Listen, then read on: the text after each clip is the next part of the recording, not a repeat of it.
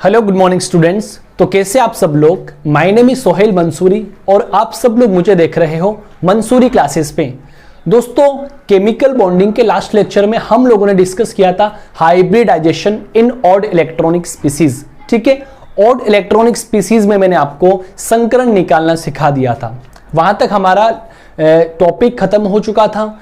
अब यार हमारे सामने एक समस्या उत्पन्न हो गई, यार क्या किया जाए कि यार हाइब्रिडाइजेशन से भी shape of the molecule decide नहीं हो रही थी कि मॉलिक्यूल या आयन की शेप क्या होगी।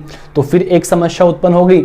फिर क्या होता है कि उसके बाद में एक नया कॉन्सेप्ट सामने निकल कर आता है जिसका नाम है वेस्पर थ्योरी। आप सब लोगों ने सुना होगा संयोजकता कोश इलेक्ट्रॉन पेयर रिपल्शन सिद्धांत, संयोजकता कोश इलेक्ट्रॉन पेयर प्रतिकर्षण, जिसको इंग्लिश में आप लोग बोलते हो valence shell electron pair repulsion theory.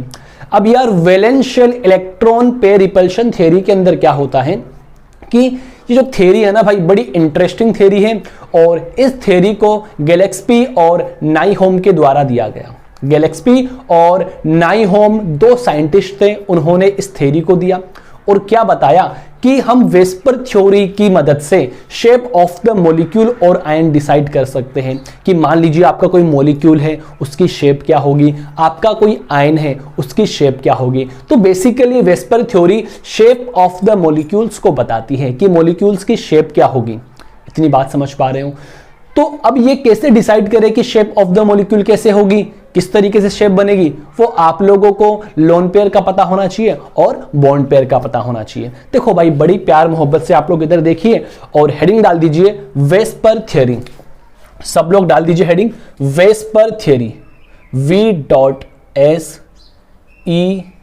VSEPR, VSEPR theory. और इंपॉर्टेंट लगा देना भाई, बहुत ज्यादा इंपॉर्टेंट थ्योरी है और एग्जाम में क्वेश्चन यहां से डायरेक्टली पूछता है। एग्जाम में क्वेश्चन यहां से डायरेक्टली पूछता है। जब ये वेस्पर थ्योरी का लेक्चर कंप्लीट हो जाएगा उसके बाद आप लोग चेक करना कि आपको वेस्पर थ्योरी कितनी आती है। इससे पहले आपने जो वेस्पर थ्योरी पढ़ी है और इस लेक्चर के बाद में आप दोनों को कंपेयर करना कि मजा किस में आ रहा है। सब टीचर काफी अच्छा पढ़ाते हैं, हम हमारी तरफ से पूरी कोशिश करते हैं कि आपको बड़े आसान तरीके से समझाया जाए। तो सबसे पहले मैं इसका पूरा नाम लिखता हूं। तो वेस्पर का पूरा नाम होता है valence shell electron pair repulsion, electron pair repulsion. Okay, इसका पूरा नाम क्या होता है? Valence shell electron pair repulsion. Hindi में आप लोग लिख सकते हो संयोजकता कोश इलेक्ट्रॉन युग्म प्रतिकर्षण सिद्धांत। ओके, देखो वैलेंस थ्योरी गिवन बाय, आप लोग लिख सकते हो, छोटे छोटे पॉइंट है, VSEPR, VSEPR theory is given by Gillespie and नाइहोम। ये दो साइंटिस्ट थे, इन दोनों साइंटिस्ट ने वेस्पर थ्योरी को दिया। ओके, आई बात समझ में? VSEPR theory given by Gillespie and नाइहोम। अब ये वेस्पर थ्योरी किस पर आधारित होती है? तो आप लोग लिख सकते हो in VSEPR theory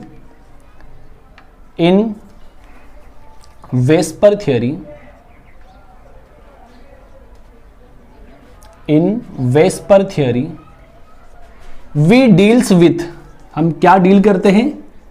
we deals with shape of the molecule. यही मैंने आपको बोला है, shape of the molecule, shape of the molecule. एक एक पॉइंट को आप समझना, मॉलिक्यूल और आयन कि वेस्पर थ्योरी के द्वारा मॉलिक्यूल और आयन की शेप को मैं डिसाइड करता हूं। पॉइंट समझ पाना, इधर देखना कैसे। एग्जाम्पल आप लोगों को मैं समझाता हूं। जैसे एग्जाम्पल मान लो आप CH4 आपका कोई मॉलिक्यूल है, एक मॉलिक्यूल आपका NH3 है, एक मॉलिक्यूल आपका वाटर है। ठीक है, मैंने आपको हाइब्रिडाइजेशन निकालना सिखाया था। इस पर हाइब्रिडाइजेशन क्या आता है आप लोग निकालते हो तब sp3। देखो सब लोग लास्ट लेक्चर देखना, समझ में आ जाएगा। इस पर भी sp3 और इस पर भी sp3 आता है। इतना आपने सीख लिया था पहले। ये तो क्या हो गया, हाइब्रिडाइजेशन। ठीक है, अब मैं इसकी जियोमेट्री की बात करता हूं, जियोमेट्री की बात करता हूं, तो इसकी जियोमेट्री होती है टेट्राहाइड्रल, इसकी जियोमेट्री भी टेट्राहाइड्रल, इसकी जियोमेट्री भी टेट्राहाइड्रल। लेकिन जब मैं शेप की बात करता हूं, यहां से इंटरेस्टिंग पॉइंट समझ में आता है। इसकी शेप टेट्राहाइड्रल, इसकी शेप पायरेमिडल, क्या होती है? पायरेमिडल। और इसकी शेप होती है बेंड शेप या वी शेप आप बोल सकते हो, बेंड शेप या वी शेप आप बोल सकते हो, ठीक है। तो गाइस अब एक बात बताओ मेरे को कि यहां पर हाइब्रिडाइजेशन सेम है, इस पर भी sp3 sp3 sp3, लेकिन इनकी शेप डिफरेंट कैसे आती है? तो यहां पे दो टर्म आपको सीखनी पड़ेगी, एक तो जियोमेट्री और एक शेप। दोनों अलग अलग चीज होती हैं, दोनों को एक मत मान लेना। कई बच्चे होते जियोमेट्री और शेप दोनों को एक मान लेते हैं, दोनों में काफी डिफरेंस होता है। जैसे मैं आपको बताना चाहता हूं कि जियोमेट्री हम किसे बोलते हैं। इधर देखो, अगर जियोमेट्री की बात करूं मैं, तो जियोमेट्री होता है the 3D arrangement of hybrid orbital around the central atom is known as geometry. कि मत सेंट्रल एटम के चारों तरफ 3D में हाइब्रिड ऑर्बिटल्स की जो ओरिएंटेशन होती है, उससे हम जियोमेट्री डिसाइड करते हैं। तो एक छोटी सी टर्म है, ये आप लोग याद रखना, कई लोगों को याद नहीं रहती है। The 3D arrangement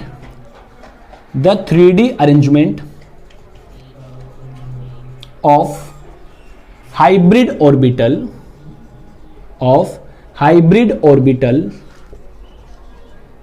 around the central atom is known as geometry, of the molecule or ion, ठीक है, ऑफ द मोलिक्यूल और आयन, ठीक है। तो आपको क्या पता लगा कि सेंट्रल एटम के चारों ओर हाइब्रिड ऑर्बिटल का ओरिएंटेशन कैसा है, उसके बेसिस पे हम जियोमेट्री को डिसाइड करते हैं, ज्यामिति को डिसाइड कर सकते हैं। अब आता है एक शेप किसको बोलते हैं, एक बार मैं देख लेता हूं, आप लोगों को दिख रहा है क्या? हाँ देखो, शेप, अब मैं शेप की बात करता हूं। देखो यहां पे जियोमेट्री आपको पता लग गई, अब मैं शेप की बात करता हूं कि शेप क्या चीज होती है। तो देखो शेप का मतलब ये होता है the 3D arrangement of bonded atom around the central atom is known as shape of the molecule. यार मैंने क्या बोल दिया, मैंने ये बोला है, मानो ये आपका सेंट्रल एटम है, ठीक है। इस सेंट्रल एटम के चारों ओर 3D में बॉन्डेड एटम का ओरिएंटेशन किस तरीके का है, इसका विन्यास किस तरीके का है, उसको मैं क्या बोलता हूं? Shape of the molecule. तो आप लोग क्या बोल सकते हो भाई? आप लोग बोल सकते हो the 3D arrangement of bonded atom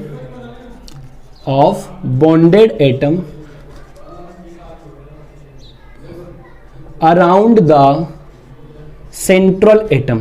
the central atom is known as shape of the molecule। आप लोगों को पता लग गया ना भाई कि शेप और जियोमेट्री में कितना डिफरेंस है? ईमानदारी से बताना, आज से पहले कि आपको ये पता था क्या जियोमेट्री और शेप अलग अलग चीज होती है? अगर नहीं पता था तो प्लीज आज के बाद में आपको ये पता होना चाहिए, सर जियोमेट्री एक अलग टर्म है और शेप एक अलग टर्म है, ठीक है। तो जियोमेट्री का मतलब क्या होता है कि सेंट्रल एटम के चारों ओर हाइब्रिड ऑर्बिटल का ओरिएंटेशन कैसा है, वो तो जियोमेट्री कहलाती है। जबकि सेंट्रल एटम के चारों ओर बॉन्डेड एटम का ओरिएंटेशन कैसा है, वो उसकी शेप को बताती है। तो दो बात समझ में आई, जियोमेट्री और शेप। अब देखो, ये देखो टेट्राहेड्रल शेप होती है, ये पायरेमिडल होती है और ये वी शेप होती है। ऐसा क्यों, वो हम इसकी पोस्टुलेट्स में डिस्कस करेंगे। तो सबसे पहले आप लोग इसका स्क्रीनशॉट ले लीजिए। मैंने क्या बताया इसके अंदर कि वेस्पर थ्योरी गिलेस्पी और नाइहोम के द्वारा दी गई। वेस्पर थ्योरी के अंदर हम किसी मॉलिक्यूल की शेप को डिसाइड करते हैं, मॉलिक्यूल और आयन की शेप को डिसाइड करते हैं। जैसे CH4 NH3 H2O, तीनों पे हाइब्रिडाइजेशन सेम है लेकिन तीनों की शेप अलग अलग होती है। तो दो टर्म मैंने आपको बताई, जियोमेट्री और शेप, दोनों डिफरेंट टर्म है। इतना समझ में आया? आप फटाफट इसका स्क्रीनशॉट लीजिए, मैं आगे आपको बताने जा रहा हूं। फटाफट इसका स्क्रीनशॉट ले लीजिए। चलो आप लोगों ने इसका स्क्रीनशॉट ले लिया होगा, मैं इसको रफ करता हूं भाई, देखना। देखो ईमानदारी से पढ़ना भाई, लेक्चर बड़ा इंटरेस्टिंग है। अगर समझ में ना आए तो आप कमेंट बॉक्स में कमेंट कर दिया करो, कुछ भी ऐसी प्रॉब्लम हो, ठीक है। यहां से केमिस्ट्री आप सीख सकते हो। चलो हाँ ओके, अब मैं आपको 2-3 पॉइंट और बताता हूं। सबसे पहला पॉइंट यह है कि जो लोन पेयर होते हैं, सब लोग जानते हैं लोन पेयर किसको बोलते हैं। Lone pair are consider, lone pair are consider in the geometry, in the geometry, मतलब जियोमेट्री के अंदर लोन पेयर को हम कंसिडर करते हैं, लेकिन lone pair are not consider, lone pair are not consider in the shape of the molecule, in the shape of the molecule, ठीक है। मॉलिक्यूल की शेप में हम लोन पेयर को कंसीडर नहीं करते, लेकिन but shape of the molecule, but shape of the molecule is determined by used of lone pair. मतलब ज्योमेट्री में तो लोन पेयर कंसीडर होते हैं, लेकिन शेप में लोन पेयर कंसीडर नहीं होते, लेकिन उसकी शेप को डिटरमाइन करने के लिए लोन पेयर का यूज किया जाता है। इतनी बात आपको समझ में आई। अब हम नेक्स्ट हेडिंग पढ़ेंगे, पोस्टुलेट्स ऑफ वेस्पर थ्योरी। बड़ी इंटरेस्टिंग पोस्टुलेट्स है, आप इसका स्क्रीनशॉट ले लीजिए और पसंद आए तो फटाफट press the hit button of like and share and subscribe. Okay, चलो मैं आगे पोस्टुलेट्स डिस्कस करता हूं आप लोगों के सामने।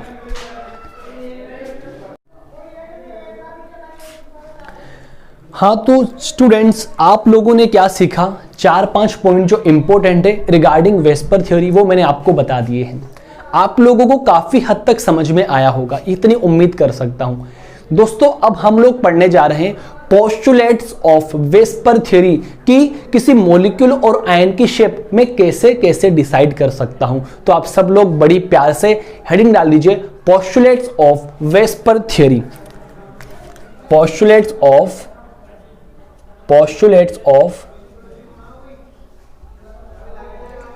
VSEPR theory, VSEPR theory. Okay दोस्तों, आपको समझ में तो आ रहा है ना, ऐसा थोड़ी है कि कोई जल्दीबाजी से हम पढ़ा रहे हैं या फिर कुछ और ही बता रहे, भलता सा कुछ टॉपिक बता रहे हैं। देखो आराम से इजी वे में आपको पढ़ाया जाएगा, ठीक है। तो नंबर 1 पोस्टुलेट्स क्या होता है वो आप लोग सुनना। देखो नंबर 1 पोस्टुलेट्स ऐसा होता है कि मानो कि ये कोई मेरा सेंट्रल एटम है। इमेजिन कर सकते हो, अरे कल्पना तो कुछ भी कर सकते हैं ना भाई, कल्पना कुछ भी कर सकते हैं। जैसे ये मेरा कोई सेंट्रल एटम है, इमेजिन करो और फोकस रखो इस सेंट्रल एटम के ऊपर। ये मेरा कोई सेंट्रल एटम है और इस सेंट्रल एटम के पास मैं मानता हूं 6 वैलेंस शेल इलेक्ट्रॉन हैं। कितने हैं? 6 संयोजी कोश इलेक्ट्रॉन मौजूद हैं। अब ये 6 संयोजी कोश इलेक्ट्रॉन क्या क्या कर सकते हैं?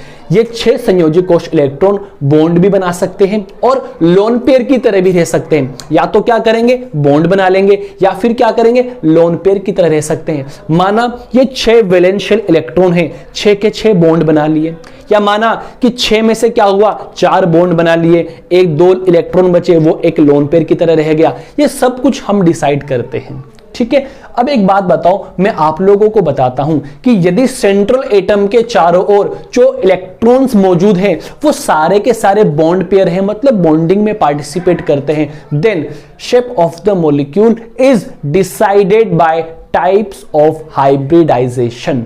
क्या बोल दिया मैंने, हिंदी में सुनना आप लोग, कि यदि सेंट्रल एटम के चारों ओर जो सारे इलेक्ट्रॉन्स मौजूद हैं, वैलेंस इलेक्ट्रॉन मौजूद है, वो सारे के सारे बॉन्डिंग में पार्टिसिपेट करते हैं, तो मॉलिक्यूल या आयन की शेप में संकरण के टाइप से डिसाइड करता हूं। अब संकरण आपको निकालना आता है। देखो मैंने क्या बोल दिया भाई, हिंदी में भी बोल दिया और इंग्लिश में भी बोल दिया। पहला पोस्टुलेट्स होता है, if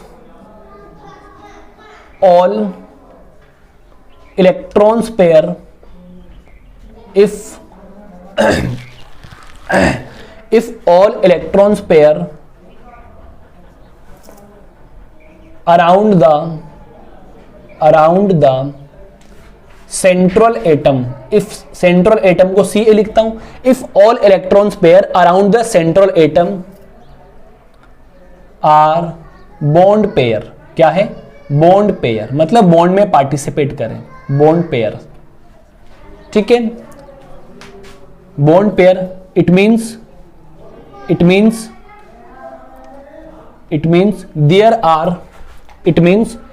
there are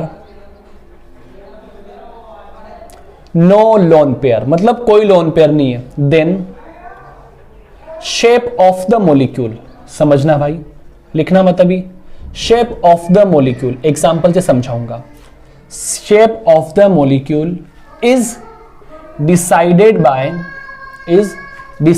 bye types of hybridisation, क्या बोला मैंने कि यदि सेंट्रल एटम के चारों ओर जो इलेक्ट्रॉन्स मौजूद है वो सारे इलेक्ट्रॉन बॉन्डिंग में पार्टिसिपेट करते हैं, तो आप शेप कैसे डिसाइड करोगे, संकरण से डिसाइड करोगे। कैसे, मैं आपको बताना चाहता हूं, देखना सब लोग, इधर रेड मार्कर कहां गया, हाँ इधर देखो, यहां पे मैं लिख देता हूं एन, स्टेरिक नंबर जिसको आप बोलते हो, यहां पे लिख देता हूं मैं हाइब्रिडाइजेशन, ठीक है, यहां पे लिख देता हूं मैं bond pair plus lone pair, और यहां पे लिखता हूं मैं शेप। ओके, चलो डिसाइड करो फटाफट। सबसे पहला एग्जांपल लेता हूं मैं CH4, क्या लेता हूं, CH4, देखो यहां पे लिख लो, यहां पे कुछ मॉलिक्यूल लिख लो, इधर देखो, चलो N लिख लो, N डायरेक्ट N लिख लो, मैं N लिख लो N। यदि N का मान 2 आ जाए, जब N का मान 2 आता है तो हाइब्रिडाइजेशन क्या होता है, sp। अब 2 के 2 क्या है, बॉन्ड पेयर, लोन पेयर कितने हैं, 0। यही तो मैंने बोला कि एक भी लोन पेयर मौजूद नहीं है, जो इलेक्ट्रॉन्स मौजूद है सारे के सारे वो बॉन्डिंग में पार्टिसिपेट करे, तब शेप क्या होगी आपकी, लीनियर शेप होगी, रेखीय शेप होगी। अब देखो भाई इधर, यदि n का मान 3 आता है तो हाइब्रिडाइजेशन क्या होता है, sp2, लेकिन ये सारे क्या होते हैं, बॉन्ड पेयर, एक भी लोन पेयर नहीं है, तब शेप क्या होगी, ट्राइगोनल, आप सब लोग जानते हो, ट्राइगोनल प्लेनर, ठीक है, त्रिकोणीय समतलीय। n का मान 4 हो सकता है, n का मान 5 हो सकता है, n का मान 6 हो सकता है, n का मान 7 हो सकता है। n का मान जब 4 होता है तो संकरण क्या निकलता है, sp3। 5 होता है तो मैंने आपको बताया भाई, संकरण के अंदर जाके देखना, sp3d। 6 हो तो sp3d2, 7 हो तो sp3d3। अब देखो ये चारों के चारों क्या है, बॉन्ड पेयर है, लोन पेयर कितने, 0। 5 के 5 बॉन्ड पेयर, लोन पेयर कितने, 0। 6 के 6 बॉन्ड पेयर, लोन पेयर 0। 7 के 7 बॉन्ड पेयर, लोन पेयर 0।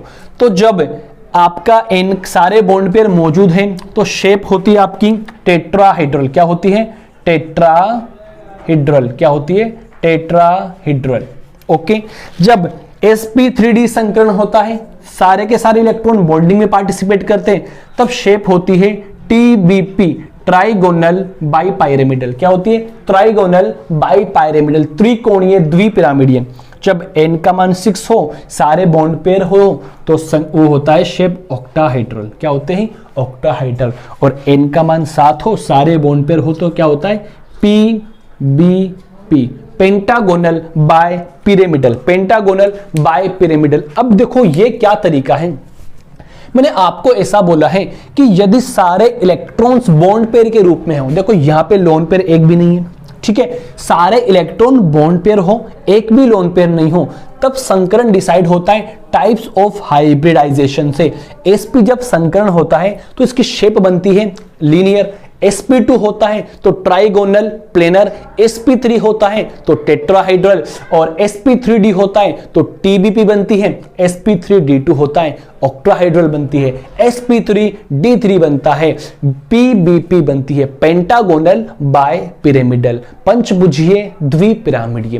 तो ये पहला पोस्टुलेट्स आपको समझ में आया। एक बार आप फिर से सुन लीजिए। यदि सेंट्रल एटम के चारों ओर जो इलेक्ट्रॉन्स पेयर मौजूद हैं सभी के सभी बॉन्डिंग में पार्टिसिपेट कर जाएं, मतलब एक भी उसके पास में लोन पेयर ना बचे, तब शेप ऑफ द मॉलिक्यूल और ion is decided by types of hybridisation. देखो ये लिखा हुआ है, molecule is decided by types of hybridisation. और मैंने आपको ये बता दिया है। क्या आप लोगों को पहला पोस्टुलेट समझ में आया? ईमानदारी से बताना, ठीक है। अगर समझ में आया तो फटाफट इसका स्क्रीनशॉट ले लीजिए। अब मैं नेक्स्ट पढ़ता हूं, जल्दी इसका स्क्रीनशॉट ले लो। ले लिए? चलो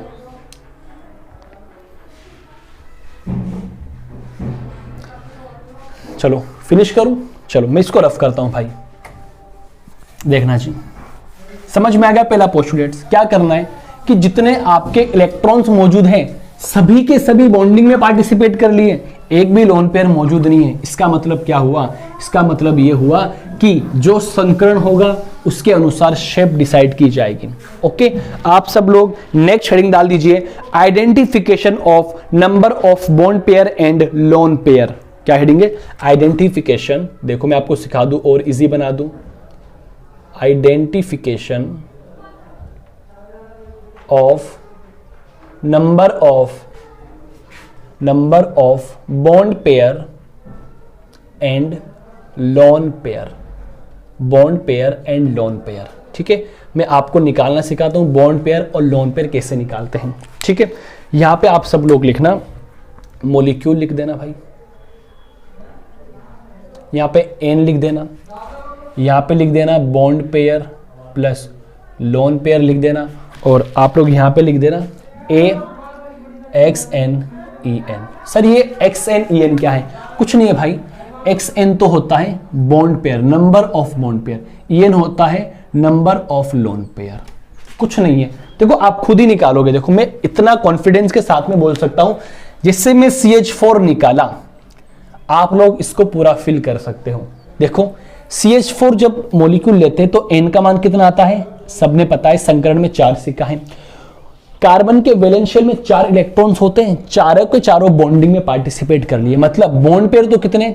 4, और लोन पेयर कितने? 0। बॉन्ड पेयर तो कितने? 4, लोन पेयर कितने? 0। तो क्या फॉर्मूला बनेगा? AX4E0। क्या बना? AX4E0। मतलब बॉन्ड पेयर तो 4 है और लोन पेयर कितने हैं? 0। Number of bond pair, number of lone pair. समझ पा रहे हो? चलो मैं नेक्स्ट एग्जांपल की बात करता हूं, NH3। फटाफट आप कैलकुलेट करो। आप NH3 कैलकुलेट करते हो तो देखो वैलेंस शेल में 5 इलेक्ट्रॉन, मोनोवैलेंट एटम 3 हो गए, 5 और 3 8 डिवाइडेड बाय 2 4 आता है। N का मान कितना आता है? 4। तो अब देखो नाइट्रोजन के वैलेंस शेल में 5 इलेक्ट्रॉन होते हैं, 3 तो बॉन्डिंग में पार्टिसिपेट कर लिए और एक लोन पेयर की तरह बिहेव कर रहा है। देखो दिख रहा है ना लोन पेयर, ये रहा। ठीक है, फॉर्मूला क्या बनेगा? AX3E1। क्या बनेगा? AX3E1। मतलब बॉन्ड तो कितने? 3, लोन पेयर कितने? 1। समझ पा रहे हो? चलो H2O का निकालो फटाफट। सबको पता है H2O ऐसी शेप में होता है, सब लोग जानते हो ना भाई, H2O ऐसी शेप में होता है, ऐसे 2 लोन पेयर इसके ऊपर होते हैं, V शेप होती है। वही N का मान कितना आता है? 4। लेकिन अब की बार 2 तो बॉन्ड पेयर है, देखो 1 बॉन्ड 2 बॉन्ड, और 2 ही क्या है? लोन पेयर है। फॉर्मूला क्या बनेगा? AX2E2। भाई आपको समझ में आ रहा है ना ये मैंने क्या बता दिया, कि मेरे को लोन पेयर और बॉन्ड पेयर डिसाइड करने हैं। तो आपको पता है कि CH4 के पास में 4 bond pair 0 lone pair, ammonia के पास में 3 bond pair 1 lone pair, H2O के पास में 2 बॉन्ड पेयर और 2 लोन पेयर। इतना समझ पा रहे हो? मैं आपको 3-4 एग्जांपल्स और देता हूं, आप लोग घर पे ट्राई करना। ओके, 3-4 एग्जांपल मैं आप लोगों को और देता हूं। ठीक है, एक एग्जांपल है XeF4 है, एक एग्जांपल है SF6 है, और एक एग्जांपल मैं आपको और दूं, कुछ भी मान लो, जैसे कि XeF2 मान लो। ठीक है, एक एग्जांपल मैं आप लोगों को दूं, IF7 मान लो, ठीक है। आप लोगों को भाई क्या करना है, सबसे पहले n कैलकुलेट करना है, कितने बॉन्ड पेयर है कितने लोन पेयर है वो कैलकुलेट करने हैं और उसके अकॉर्डिंग फॉर्मूला बनाना है, ठीक है। ये सारे कैलकुलेट करना, नहीं समझ में आए तो यहां बैठा हूं ना भाई, मैं किस लिए बैठा हूं, अरे ऑनलाइन लेक्चर में आपके लिए बना रहा हूं, मैं किस लिए बैठा हूं, आपकी जो प्रॉब्लम्स होती है उनका भी सॉल्यूशन तो मैं ही करूंगा ना भाई। तो आप लोग इनको सोल्व करना और पता लगाना कि इनके में n का मान कितना आता है, चलो बॉन्ड पेयर लोन पेयर कितने आते हैं, ये कितने आते हैं, चलो एक में बता दूं भाई, परेशान मत हो। चलो ईमानदारी से देखो, आप लोगों बहुत अच्छे स्टूडेंट्स हो जो मेरे पास पढ़ रहे हैं, मैं आपको बताता हूं कि ये इस पे डिसाइड करना सिखाता हूं। देखो ज़ीनोन के वैलेंस शेल में कितने इलेक्ट्रॉन्स होते हैं, आंसर आएगा 8। 4 बॉन्ड पेयर डिवाइडेड बाई 2 कितना आएगा, 12/2 6।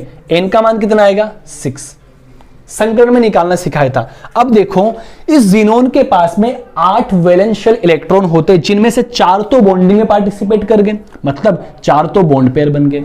ओके, अब देखो कितने इलेक्ट्रॉन्स बचे, देखो 8 इलेक्ट्रॉन्स में से 4 इलेक्ट्रॉन चले गए, बचे कितने, 4 इलेक्ट्रॉन। क्या 4 इलेक्ट्रॉन को 2 लोन पेयर बोलता हूं क्या, 4 इलेक्ट्रॉन को 2 लोन पेयर, एक लोन पेयर में 2 इलेक्ट्रॉन्स होते हैं। फॉर्मूला क्या बनेगा, AX4E2। चलो बाकी ये आप लोग निकालना, इतना समझ पा रहे हो। ये होती है पोस्टुलेट नंबर फर्स्ट, एक बार फिर से सुन लो। यदि आपको ऐसा पता लग जाए कि सेंट्रल एटम के चारों ओर जो इलेक्ट्रॉन्स मौजूद हैं सभी बॉन्डिंग में पार्टिसिपेट कर रहे हैं, तो आप लोग क्या करना, संकरण निकालना, उसके अकॉर्डिंग उसकी शेप बता देना। sp linear, sp2 TP, sp3 tetrahedral, sp3d TBP, sp3d2 octahedral, sp3d3 PBP। समझ पा रहे हो। चलो स्क्रीनशॉट लो, सेकंड पोस्टुलेट्स में डिस्कस करता हूं।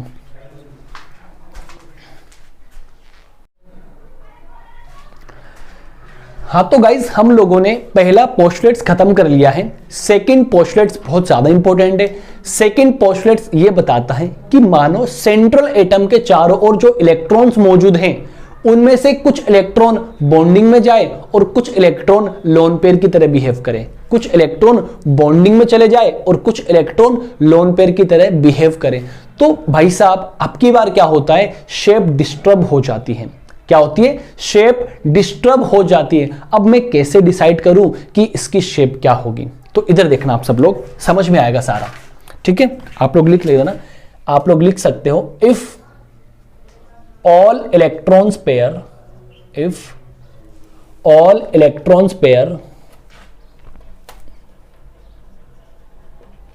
around the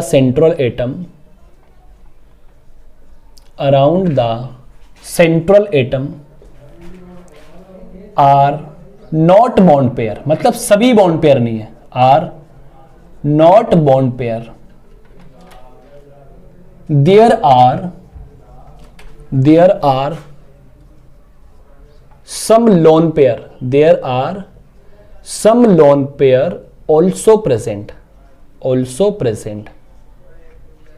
मतलब बॉन्ड पेयर के साथ में कुछ लोन पेयर भी मौजूद होता है। then shape of the molecule or ion will be disturbed, क्या हो जाएगी, डिस्टर्ब हो जाएगी। इतना आपने पता लगाया, will be disturbed because of lone pair bond pair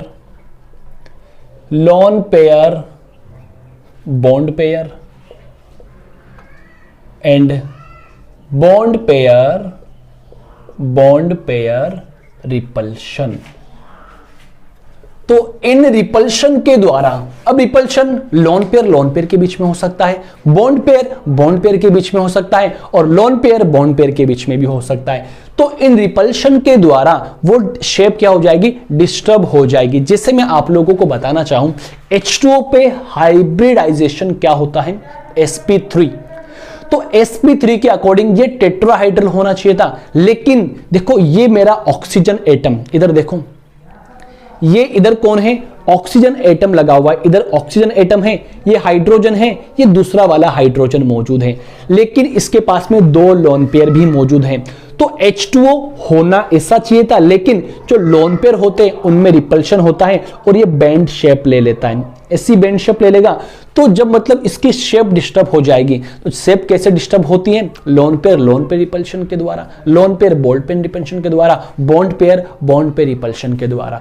अब इन रिपल्शन का एक ऑर्डर आता है, वो आपको याद रखना है। एग्जाम में पूछा गया सवाल है कि ये सवाल ये पूछा गया है कि सबसे ज्यादा रिपल्शन लोन पेयर के बीच में होता है, फिर लोन पेयर बॉन्ड पेयर के बीच में होता है, फिर बॉन्ड पेयर के बीच में होता है। तो इंपॉर्टेंट है, आप लोग इसको स्टार लगा लेना भाई, पूछा गया सवाल है।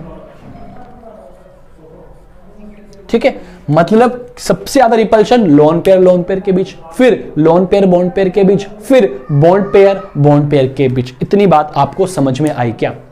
बताया आप लोगों को? चलो अब शुरुआत करते हैं। देखना भाई, गेट बंद करूँ एक बार, हवा काफी चल रही है, हवा की वजह से ये सब हो रहा है। ठीक है, अब देखो अब कैसे हम डिसाइड करेंगे। जैसे मान लो यहां पे मैं n लिखता हूं, यहां पे क्या लिख दिया मैंने?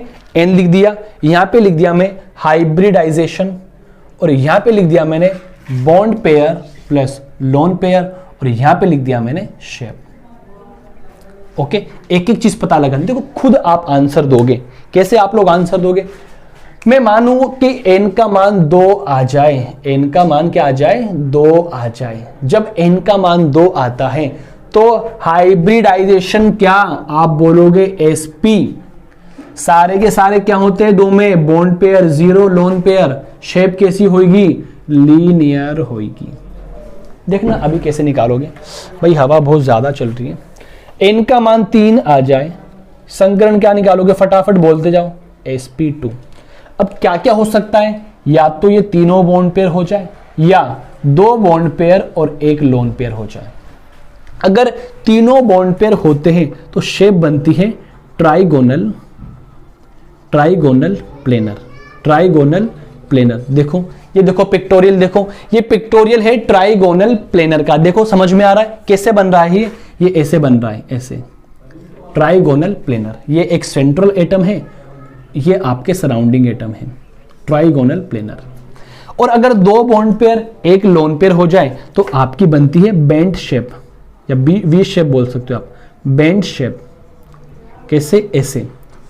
ये आपका सेंट्रल एटम, ये इसके पास में एक लोन पेयर है। रिपल्शन के कारण इसमें क्या हो जाएगी? बेंड उत्पन्न हो जाएगी। समझ पा रहे हो? चलो मैं आगे आपको और लेके चलूं। n का मान अगर 4 हो तो संकरण आता है sp3। ये चारों बॉन्ड पेयर हो सकते हैं, 3 बॉन्ड पेयर 1 लोन पेयर हो सकता है, 2 बॉन्ड पेयर 2 लोन पेयर हो सकते हैं। अगर चारों बॉन्ड पेयर हो तो शेप कैसी बनती है? टेट्राहाइड्रल। फटाफट देखो इसका पिक्टोरियल, देखो ये होता पिक्टोरियल टेट्राहाइड्रल का। कैसे समझ में आ रहा है? देखो 4 ऐसे मौजूद हैं। ठीक है, पिक्टोरियल में देख लो, समझ में आ रहा होगा सारा। अगर 3 बॉन्ड पेयर 1 लोन पेयर हो जाए तो पाइरेमिडल। कैसी? पाइरेमिडल। देखो फटाफट देखो पिक्टोरियल, कंप्यूटर स्क्रीन पिक्टोरियल को लेकर आओ। ये आ गया मेरा पिक्टोरियल। ये होती है पाइरेमिडल शेप। कैसे होती है? पाइरेमिडल। देखो 3 तो बॉन्ड पेयर नजर आ रहे हैं और ऊपर 1 लोन पेयर नजर आ रहा है। आ गया नजर? चलो 2 बॉन्ड पेयर और 2 लोन पेयर होती है वी शेप, लाइक H2O की बात करता हूं, ऐसी होती है वी शेप, ऐसी लोन पेयर। हाँ जी कंप्यूटर महोदय, फटाफट स्क्रीन पर आप लेकर आओ वी शेप का पिक्टोरियल। ये आ गया वी शेप का पिक्टोरियल। देखो ये ऑक्सीजन प्रेजेंट है, ये इधर हाइड्रोजन और 2 लोन पेयर लगे हुए हैं। समझ में आ गया? ये इतनी बात आपको समझ में आनी चाहिए। मैंने क्या बोला? यदि सारे इलेक्ट्रॉन्स क्या हो? बॉन्ड पेयर हो और उनमें से कुछ लोन पेयर भी हो तो शेप डिस्टर्ब हो जाती है ड्यू टू रिपल्शन। अब कैसे निकालोगे आप? ये मैंने आपको तरीका बता दिया है, वैसे आप सब लोगों को पता है। अगर मानो n का मान 5 आ जाए, देखो मैं इसको रफ करता हूं, देखो याद होना चाहिए, स्क्रीनशॉट ले लेना भाई। अब देखो 5 और 6 का और बता देता हूं, 7 आप लोगों के लिए इंपॉर्टेंट नहीं है, 5 और 6 का और देख लो। इधर देखो n का मान मानो 5 आ जाए, हाइब्रिडाइजेशन सब लोग जानते हो sp3d। अब देखो भाई 5 के 5 बॉन्ड पेयर हो सकते हैं, 4 बॉन्ड पेयर एक लोन पेयर हो सकता है, 3 बॉन्ड पेयर 2 लोन पेयर हो सकते हैं, और 2 बॉन्ड पेयर और 3 लोन पेयर हो सकते हैं। देखो ये सारे बॉन्ड पेयर हैं, ये सारे लोन पेयर हैं। अगर 5 के 5 बॉन्ड पेयर हो तो शेप बनती है टीबीपी। कंप्यूटर स्क्रीन फटाफट लेकर आओ टीबीपी की पिक्टोरियल। देखो ये होती है टीबीपी, ट्राइगोनल बाई पायरेमिडल। समझ पा रहे हो? यदि 4 बॉन्ड पेयर एक लोन पेयर हो जाए, देखो टीबीपी ऐसे बनाते हैं, ये ट्राइगोनल, ये एक अबाव द प्लेन, ये एक बिलो द प्लेन। ऐसे नहीं है, ये एक इस तरफ है और ये एक अंदर की तरफ है। समझ पा रहे हो? चलो, अगर 4 बॉन्ड पेयर और एक लोन पेयर हो जाए तो शेप बनती है आपकी के शेप। क्या बनती है? के शेप, या फिर इसको आप क्या बोलते हैं? सी सो। क्या बोलते हैं? सी सो। कंप्यूटर महोदय लेकर आओ सी सो स्ट्रक्चर। देखो ये होती है सी सो की शेप, इस तरीके की होती है के शेप। कैसे? जैसे SF4 की मैं बात करता हूं। किसकी? SF4 की। ऐसी स्ट्रक्चर बनती है SF4 की। ये एक लोन पेयर, तो 4 तो बॉन्ड पेयर, यहाँ पे कौन है? Fluorine, fluorine, fluorine, fluorine. ये 4 बॉन्ड पेयर और ये एक लोन पेयर। कैसी होती है? के शेप। ऐसा याद रखना आप सब लोग, ऐसा आपको याद रखना है। एग्जाम्पल सोल्व करेंगे हम लोग, ठीक है? अगर मानो 3 बॉन्ड पेयर हो जाए और 2 लोन पेयर हो जाए, 3 तो बॉन्ड पेयर हो जाए और 2 लोन पेयर हो जाए, तब शेप आती है टी शेप। इंपॉर्टेंट है भाई, टी शेप। मैं आपको एग्जाम्पल्स दूंगा, आपको पता लगाना है। टी शेप देखना, ये होती है टी शेप इस तरीके से। ये आपके देखो 2 तो बॉन्ड पेयर, एक बॉन्ड, दूसरा बॉन्ड। कितने लोन पेयर? सॉरी, देखो सॉरी, 3 तो बॉन्ड पेयर। देखो 3 तो बॉन्ड पेयर, एक बॉन्ड, 2 बॉन्ड और एक बॉन्ड ऐसा लगा हुआ है, ऐसा लगा हुआ है, और 2 लोन पेयर, इस तरफ लोन पेयर, इस तरफ लोन पेयर। देखो लाइक टी की तरह बना हुआ है। देखो ऐसा कंप्लीटली टी नहीं है, लेकिन थोड़ा सा झुकाव रहता है इसके अंदर, ऐसा बना हुआ है। ठीक, टी शेप बनती है तो आप लोग ऐसे बना सकते हो टी शेप को। ये 2 लोन पेयर हो गए, ये 3 बॉन्ड पेयर हो गए। 2 बॉन्ड पेयर और 3 लोन पेयर आ जाए तो शेप बनती है लीनियर। क्या बनती है? लीनियर बनती है। कैसे? या सेंट्रल एटम, ये ऐसा, ये ऐसा, ये एक लोन पेयर, ये 2 लोन पेयर, ये तीसरा लोन पेयर, ये सेंट्रल एटम। ये होती है लीनियर शेप। जैसे कि मैं आपको एग्जांपल दूं, XeF2। किसका? XeF2। समझ पा रहे हो? समझ लिया आप लोगों ने? पूरी बात समझ में आ रही है कि भाई? पक्की बात बताऊं? अच्छा, आप टी शेप का कोई एक एग्जांपल बता सकते हो क्या? देखो मैं बताता हूं, 7 और 2 9, ICl2 -10, 7। चलो बाद में हम एग्जांपल बाद में डिसाइड करेंगे। इतना पता लग गया? चलो, ये n का वैल्यू 5 है तब आपका निकलता है, लेकिन जब n का वैल्यू 6 हो तब कैसे हम डिसाइड करें? तो वो भी आप लोग एक बार देख लो भाई, देखना, फिर मैं आपको बता देता हूं किससे अपने को पता लगाना है। n का वैल्यू कितना हो? n का वैल्यू 6 हो, संकरण sp3d2, 6 के 6 बॉन्ड पेयर हो सकते हैं, 0 लोन पेयर। जब ऐसी स्थिति हो तो शेप होती है ऑक्टाहाइड्रल। देखो ये रही आपकी ऑक्टाहाइड्रल शेप। ऐसा हो सकता है 4 बॉन्ड पेयर हो और 2 लोन पेयर हो, तो शेप बनती है आप लोगों की स्क्वायर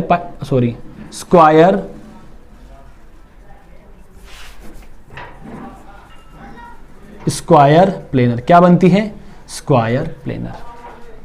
अगर मान लो ऐसा भी तो हो सकता है, मानो हाँ स्क्वायर प्लेनर। ठीक है, देखो कंप्यूटर स्क्रीन महोदय ये लेकर आओ।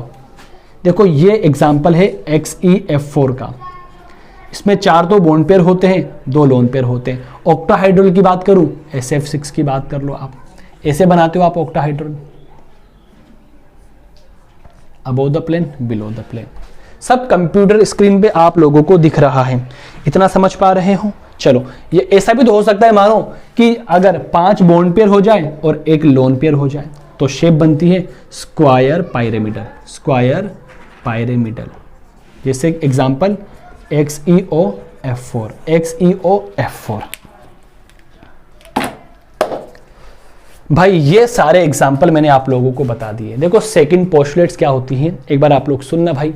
सेकंड पोस्टुलेट्स के अंदर हम लोग ये बता सकते हैं कि यदि जो इलेक्ट्रॉन सेंट्रल एटम के चारों ओर मौजूद हैं वो बॉन्डिंग में भी पार्टिसिपेट करे और लोन पेयर की भी तरह बिहेव करे, तो रिपल्शन के द्वारा डिस्टर्ब हो जाती है उसकी शेप। तो अब देखो, मानो n का मान 2 आता है, संकरण sp निकलता है और उसकी शेप होती है लीनियर शेप होती है। अब n का मान 2 आता है, संकरण sp2 निकलता है, लेकिन ये n का मान जब 3 आए तो संकरण sp2 निकलता है। अब ये 3 के 3 बॉन्ड पेयर भी हो सकते हैं, मतलब बॉन्डिंग में भी पार्टिसिपेट कर सकते हैं। अगर तीनों बॉन्ड हो तो ट्राइगोनल प्लेनर इसकी स्ट्रक्चर बनती है, और अगर 3 बॉन्ड में से 2 बॉन्ड पेयर और एक लोन पेयर बन जाए तो इसकी शेप बन जाती है वी शेप बन जाती है। अगर n का मान 4 हो और चारों के चारों बॉन्ड पेयर हो तो इसकी शेप होती है टेट्राहाइड्रल, और 4 बॉन्ड पेयर में से 3 बॉन्ड पेयर हो जाए और एक लोन पेयर हो जाए, जैसे कि अमोनिया, उसकी शेप बन जाती है पायरीमिडल। ऐसा भी हो सकता है 4 बॉन्ड पेयर में से 2 लोन पेयर हो और 2 बॉन्ड पेयर हो, तब शेप बन जाती है वी शेप। समझ पा रहे हो? n का मान अगर 5 आता है, जब n का मान 5 आता है तो 5 के 5 बॉन्डिंग में पार्टिसिपेट कर ले, सारे के सारे बॉन्ड पेयर हो, तो शेप बनती है टीबीपी। यदि 4 बॉन्ड पेयर और एक लोन पेयर हो तो बनती है के शेप, और अगर 3 बॉन्ड पेयर और 2 लोन पेयर हो तो शेप बनती है टी शेप। 2 बॉन्ड पेयर और 3 लोन पेयर हो तो शेप बनती है लीनियर। इतना याद रखना। और मैं आगे लेके चलूं, n का मान 6 आए, संकरण sp3d2, 6 के 6 बॉन्ड पेयर हो, ऑक्टाहाइड्रल शेप। 4 बॉन्ड पेयर और 2 लोन पेयर हो तो स्क्वायर प्लेनर हो जाती है, और 5 बॉन्ड पेयर और एक लोन पेयर हो तो स्क्वायर पायरीमिडल हो जाती है। एग्जांपल्स में आप लोगों को बताऊंगा। ये होती है सेकंड पोस्टुलेट्स। तो पोस्टुलेट्स इंपॉर्टेंट थी, दोनों मैंने आपको बता दी है। एक और एक पोस्टुलेट्स पढ़ लेते हैं, फटाफट देखना, स्क्रीनशॉट लो और थर्ड पोस्टुलेट्स देखना आप सब लोग।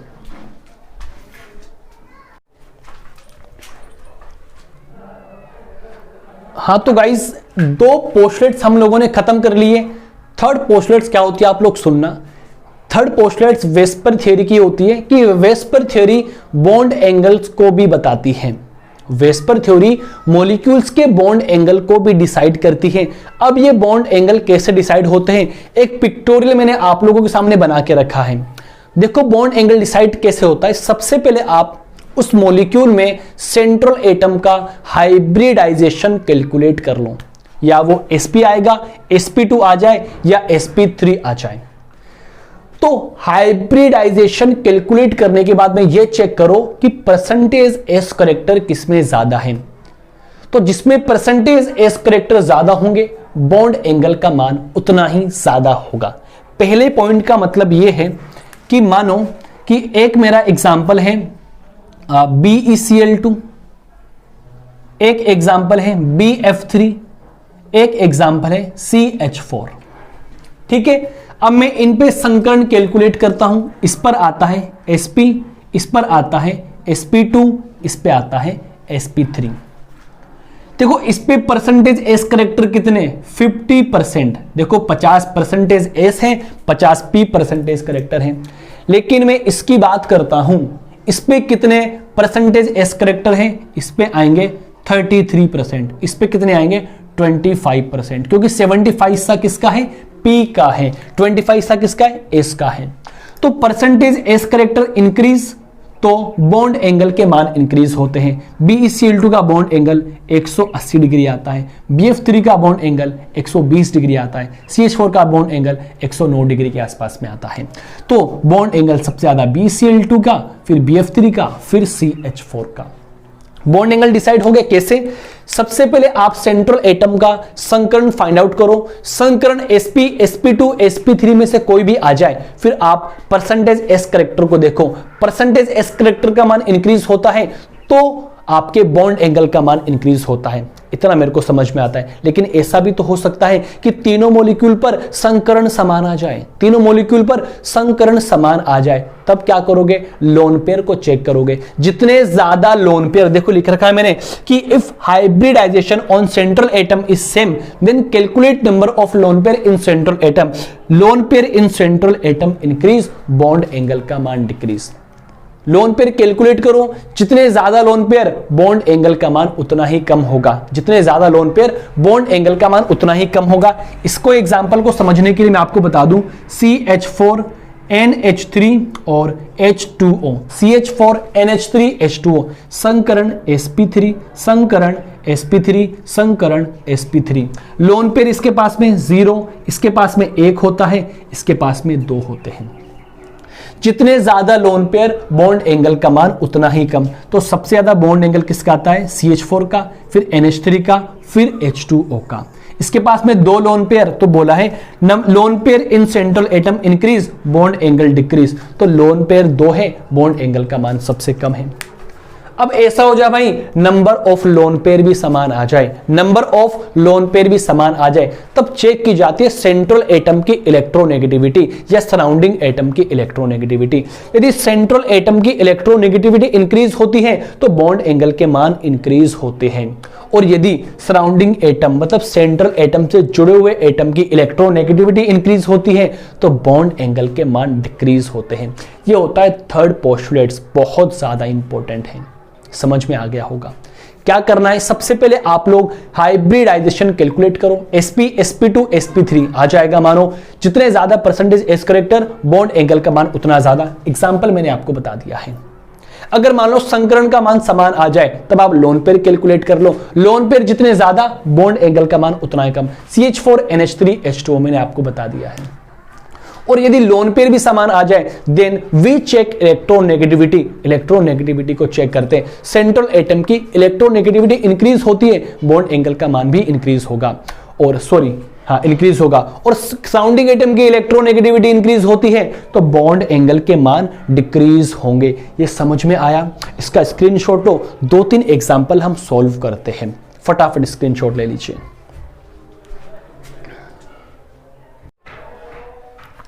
हाँ तो गाइस पोस्टुलेट नंबर 3 हम लोगों ने डिस्कस किया, बॉन्ड एंगल कैसे डिसाइड होते हैं। एक पिक्टोरियल आपके सामने बनाता, वो आपको ऑन टिप्स याद करना है। अब आपके सामने बोर्ड पे 4 एग्जांपल हैं, इनको सोल्व करना है। तो सबसे पहले आप क्या कैलकुलेट करोगे? सीक्वेंस वाइज कैलकुलेट करना है। सबसे पहले हम संकरण कैलकुलेट करते हैं। तो संकरण कैलकुलेट करेंगे तो इस पे sp3 आएगा, इस पे sp3 आएगा, इस पे भी क्या आएगा? sp3 आएगा। जब संकरण समान आता है तो हम लोन पेयर को चेक करते हैं। Number of lone pair increase होंगे, बॉन्ड एंगल का मान डिक्रीज होगा। तो इस पे लोन पेयर की बात करता हूं तो 0, इस पे 1, इस पे 2।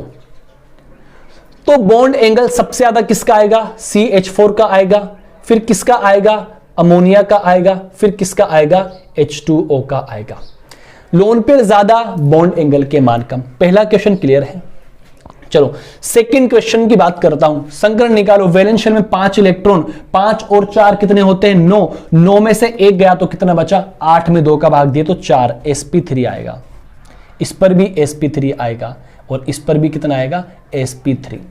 निकाल देना भाई। 5 और 2 7, 7 और 1 8, 2 का भाग दोगे 4, n का मान 4 आता है। संकरण sp3। अब संकरण sp3 लोन पेयर की बात करो तो लोन पेयर इसके पास में 0 लोन पेयर, इसके पास में 1 लोन पेयर होता है, इसके पास में 2 लोन पेयर होते हैं। ठीक है, तो नाइट्रोजन के वैलेंस शेल में 5 इलेक्ट्रॉन है, नेगेटिव मतलब 7 इलेक्ट्रॉन हो गए। 7 में से देखो 5 नेगेटिव मतलब हो गया ना। देखो नेगेटिव का मतलब होता है इलेक्ट्रॉन्स की अधिकता हो गई। तो आप कैलकुलेट करोगे ना तो इसके पास में 1 लोन पेयर आएगा, इसके पास में 2 लोन पेयर आएंगे। तो बॉन्ड एंगल किसका ज्यादा? NH4 पॉजिटिव का ज्यादा। ये पता नहीं कितना है, वो नहीं याद करना कि कितना बॉन्ड एंगल है, वैल्यूज नहीं याद करनी, बस कंपेयर करना अपने को। ये मोस्ट इंपोर्टेंट एग्जांपल है। देखो सबसे पहले आप कैलकुलेट करोगे संकरण sp3 sp3 sp3 sp3। Sir संकरण सेम आ रहा है तो भाई लोन पेयर कैलकुलेट करो। लोन पेयर कितने आएंगे? 2 2 2 2। नंबर ऑफ लोन पेयर कितने आ रहे हैं? 2। अब नंबर ऑफ लोन पेयर जब समान आ जाए तो इलेक्ट्रोनेगेटिविटी का कॉन्सेप्ट अपनाते हैं। जैसे जैसे सेंट्रल एटम की इलेक्ट्रोनेगेटिविटी इंक्रीज होती है बॉन्ड एंगल के मान भी क्या होते? इंक्रीज होते। ऑक्सीजन की इलेक्ट्रोनेगेटिविटी सल्फर से ज्यादा होती है, इसकी इलेक्ट्रोनेगेटिविटी इससे ज्यादा, इसकी इलेक्ट्रोनेगेटिविटी इससे ज्यादा।